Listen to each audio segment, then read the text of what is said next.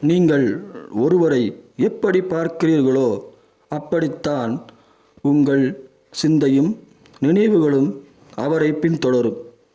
இயேசு கிறிஸ்து ஒருவரை பாவி என்றோ, கீழ்ப்படியாதவன் என்றோ, அடங்காதவன் என்றோ, இருமாப்பு உடையவன் என்றோ, இப்படிப்பட்ட அடையாளமுடையவனாய் பார்ப்பதில்லை.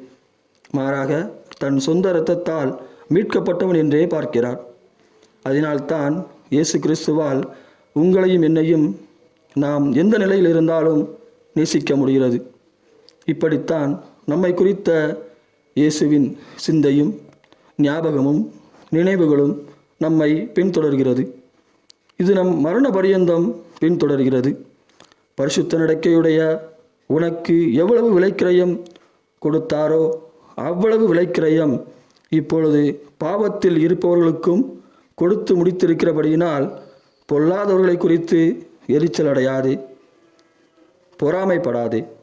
கடைசி நிமிடத்தில் அவன் உள்ளே வந்தால் அவனுக்கும் உனக்கும் ஒரே சம்பளம்தான் கொடுக்கப்படும் என்பதையும் நினைவில் கொள்.